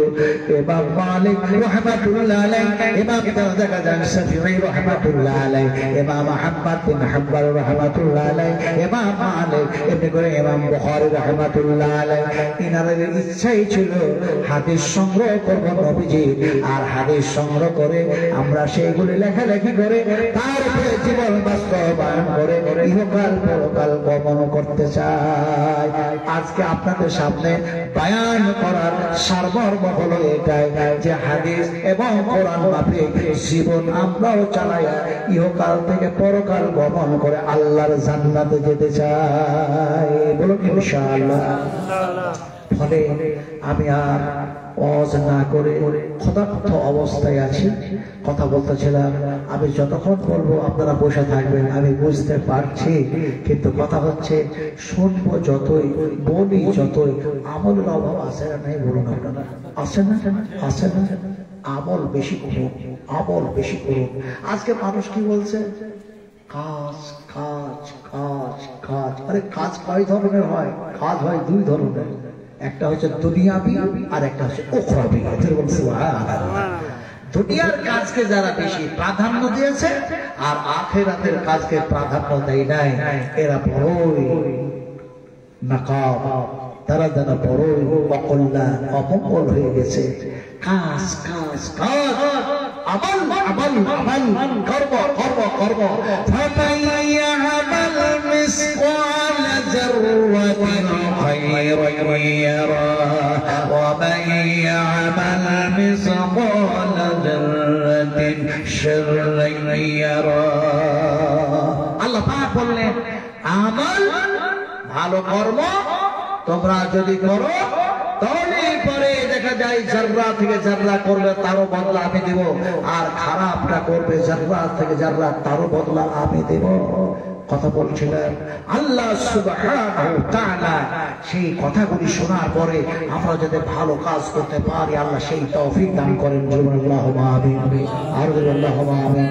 আমি মুসাফির মানুষ, আপনারা কেউ কিছু বলুন চাই না বলুন, আমি কিন্তু আল্লাহর কাছে হাত উঁচু করে দোয়া করেছি সর্ব জায়গায়, একেবারে আরাফাত থেকে শুরু করে মুজদালিফা, মুজদালিফা থেকে শুরু করে যেন দেখা যায় এমনি করে জাবরাহ, জাবরাহ পথ হচ্ছে, রাস্তা হচ্ছে 30 কিলোমিটার, মুজদালিফা ভেতরের ডিস্টেন্সটা হচ্ছে 4.5 কিলোমিটার, 4.5 কিলোমিটার।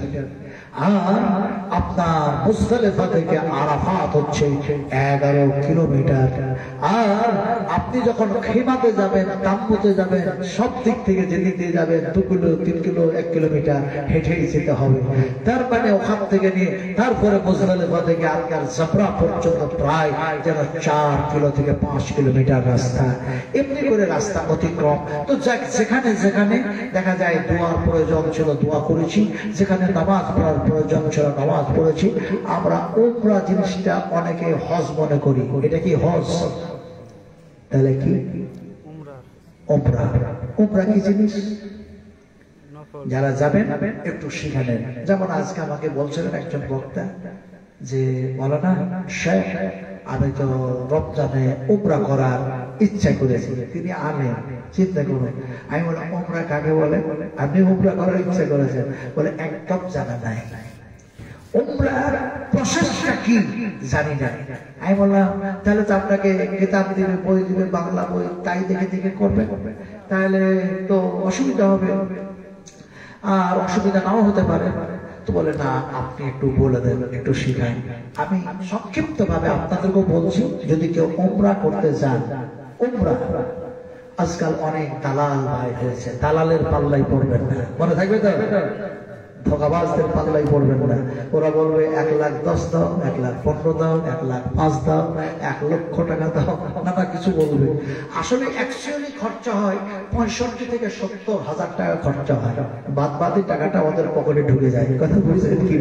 তবে সেখানকার দাম তো খুব, জিনিসের দাম প্রচুর দাম। আপনি যদি জিদ্দাতে 1 কাপ চা খান 6 রিয়াল টাকা লাগে। 6 রিয়াল, 6 রিয়াল মানে ইন্ডিয়ান টাকা হচ্ছে 6 রিয়াল মানে ইন্ডিয়ান টাকা হচ্ছে 5-20 আর 6-20 120। আরো 3 টাকা করে জয়েন করলো 100 কত 138 টাকা 1 কাপ চায়ের দাম। কথা বুঝছেন কি না? হায় হায় হায় হায়। এখন আপনি মক্কা থেকে তাইফ যাবেন, কেউ নেবে 60 রিয়াল, কেউ নেবে 50 রিয়াল, কেউ নেবে 40 রিয়াল। এই টাকাটাও খরচা করতে হবে আপনার পকেট থেকে। কথা হচ্ছে কি, যেটা বলতে চাইছিলাম যে আপনাদেরকে আল্লাহ যদি নিয়ে যাওয়ায় আমি নাজমুল আলমের সাথে যোগাযোগ করবেন, একটাও পয়সা আমি নেব না। আপনাদের যতটা প্রয়োজন খরচা করার অতটা আপনারাই করবেন।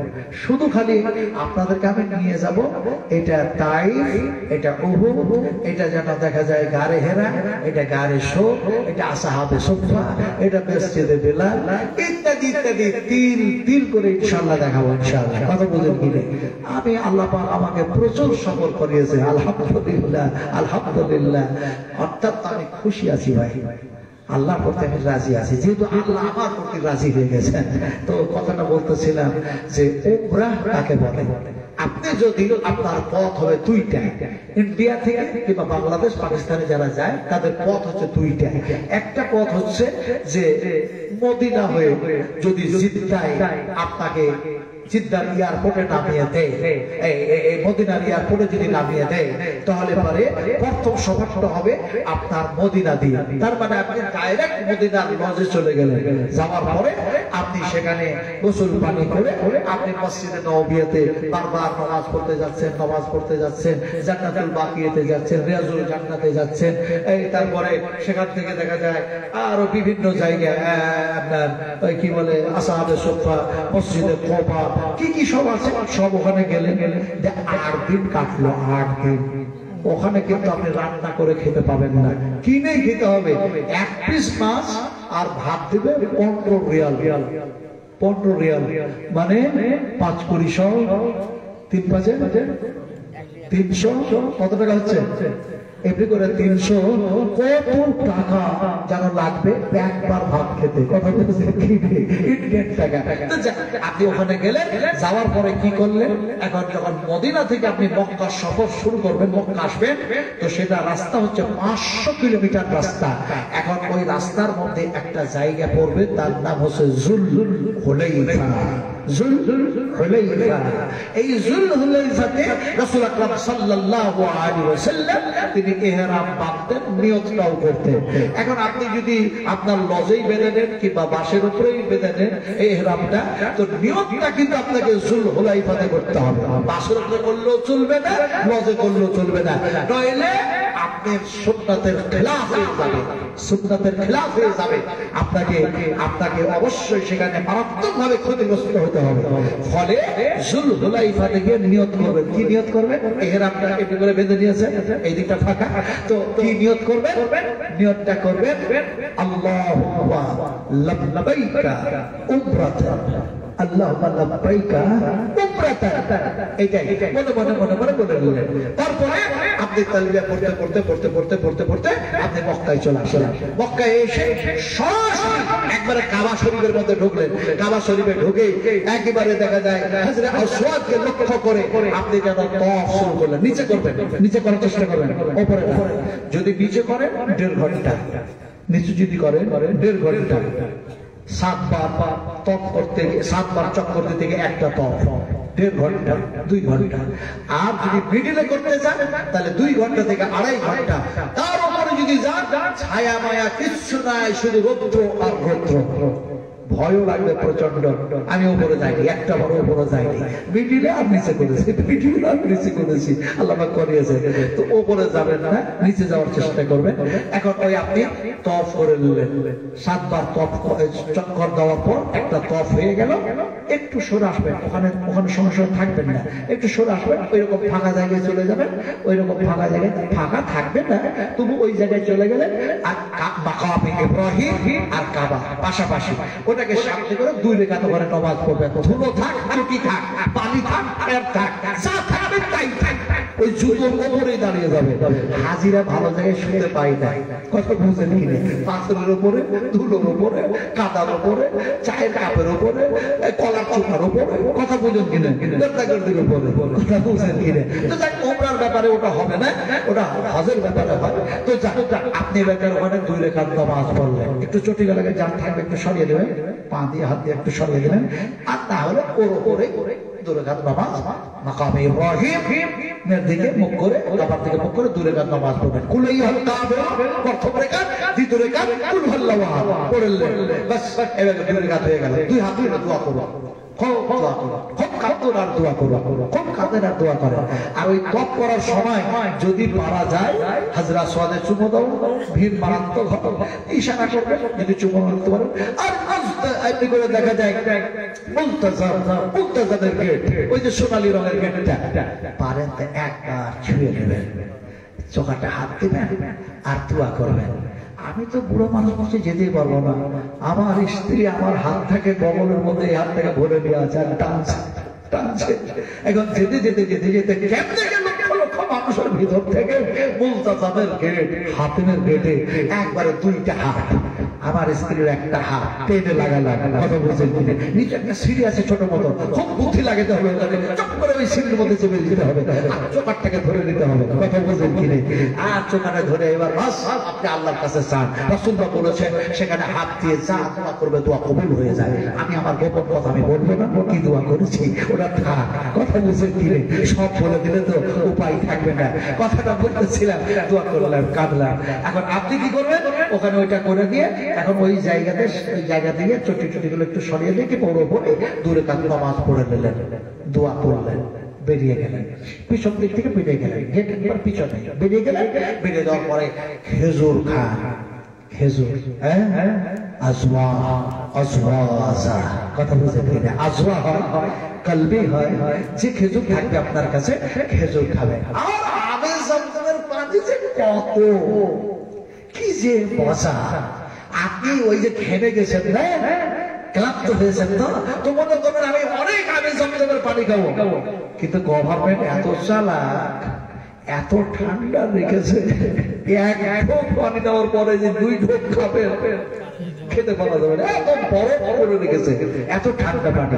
তবু মানে না, তবু পানি না, দাঁড়িয়ে দাঁড়িয়ে পানি খেলাম। তারপরে খেজুর পানি খেয়ে একটু গিয়ে সামনে বসো, কাবার দিকে দেখুন আর বসে থাকেন, কাবার দিকে দেখুন আর বসে থাকুন। কাবার দিকে যতক্ষণ পর্যন্ত চোখ দিয়ে তাকিয়ে তাকিয়ে দেখবে, যতক্ষণ দেখবে, যতবার চোখ পড়বে, উমরা হজের নেকি আল্লাহ পাক আপনার খাতায় লিখে দিবে। সুবহানাল্লাহ। এই জন্য ওই ঘরের দিকে চেয়ে থাকো, আর চেয়ে থাকার পরে রেস্ট ফেস্ট নেওয়ার পর তারপরে সাফা মারওয়া সাই করার জন্য ইন্না সাফা ওয়াল মারওয়াতা মিন শাআইরিল্লাহ ঢুকুন, আর ঢোকার পরে চট করে 10 হাত গিয়ে এই ঢুকলেন, আর 10 হাত গিয়ে দাঁড়িয়ে গেলেন, আবার কাবার দিকে মুখ করবেন, দিয়ে বলবেন বিসমিল্লাহি আল্লাহু আকবার, বিসমিল্লাহি আল্লাহু আকবার, বিসমিল্লাহি আল্লাহু আকবার, আল্লাহু আকবার, আল্লাহু আকবার। হাত তুলে দোয়া করো, কাবার দিকে দিকে হাত তুলে দোয়া করো, দোয়া করার পরে সাফা মারওয়া সাই করবে। আবার ওখানে 7 বার 1 বাই 1 রাস্তা আছে, 7টা চক্কর লাগিয়ে দেন। যেখানে মা হাজরা যেখানে ছিল নীল বাতি দেওয়া আছে, লা ইলাহা ইল্লাল্লাহু ওয়াহদাহু লা শারীকা লাহু লাহুল মুলকু ওয়া লাহুল হামদু ওয়া হুয়া আলা কুল্লি শাইইন কাদির। এছাড়া যত দোয়া আছে পড়ো। আর একটু ওখানে জোরে হাঁটো, যেহেতু মা হাজরা ছোটাছুটি করেছিল তো ওখানে চলে ওখানে 7 বার ঘোরার পরে বাস আপনার সাই করা হয়ে গেল, তখন হয়ে গেল। বাইরে বেরিয়ে যান, আবু জাহেলের বাড়ি যেখানে আছে, পায়খানা গোসলখানা, সেখানে মাথা নাড়া করার জন্য সব বসে আছে। 5 রিয়াল 20 রিয়াল 10 রিয়াল দিবে, নাড়া হয়ে যাবে। নাড়া হয়ে গেলে এহরাম খুলে দেন, গোসল হয়ে গেল, উমরা হয়ে গেল। এটার নাম হলো উমরা। বুঝতে পারলেন? বুঝতে পারলেন? পারলেন না? ইনশাআল্লাহ আবার বুঝাবো, কথা বুঝে দিলে। তো এটার নাম হচ্ছে উমরা। এরপরে আপনি মক্কাতে 2 দিন থাকেন 4 দিন থাকেন, যেখানে মন চায় সেখানে এবার ঘুরতে চলে যান। তাইফে ঘুরতে যান, উহুদ পাহাড়ে ঘুরতে যান, আরাফায় ঘুরতে যান, জাবালে রহমতে ঘুরতে যান, গাড়ে হেরাতে ঘুরতে যান। যেখানে ওই গাড়ে হেরাতে জিবরিল এসেছিলেন, প্রথম আয়াত নাযিল হয়েছিল সেখানে যান, ইত্যাদি ইত্যাদি। এটা হচ্ছে ঘোরা। আর উমরা হচ্ছে যেটুকু বললাম ওইটুকুর নাম হলো উমরা। আমার ভাইরা, আমার আম্মা জানেরা, আমার সোনার টুরেরা, আল্লাহ পাক বলেছেন, আল্লাহ রাসূল বলেছেন, আল্লাহ নবী বলেছেন, যারা পারক ব্যক্তি, ধনাঢ্য ব্যক্তি, এরা যদি হজ না করে, এরা যদি হজ না করে, হজ হচ্ছে তাদের জন্য ফরজ, হজ হচ্ছে তাদের জন্য ফরজ। পারক ব্যক্তিদের জন্য, মালদারদের জন্য হজ ফরজ। এরা যদি হজ না করে মারা যায়, ইহুদিদের কাতারে দাঁড়াতে হবে, কিয়ামতের মাঠে ইহুদিদের কাতারে দাঁড়াতে হবে। তাই আল্লাহ যাতে করে আমাদেরকে ইহুদির কাতারে না দাঁড় করাইয়া, হযরত ওমর আর ওসমান গনির কাতারে দাঁড় করাইয়া জান্নাত নসিব করে দেয়। একটু জোরে আল্লাহুম্মা আমিন।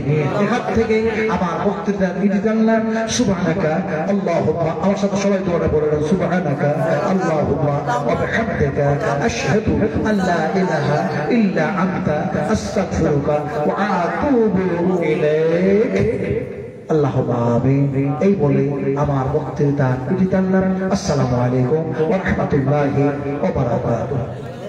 আল্লাহু আকবার। রাত্রি 12টা। আলহামদুলিল্লাহ, আমরা অনেকক্ষণ ধরে বক্তব্য শুনছিলাম মাওলানা সাহেবের মুখ থেকে।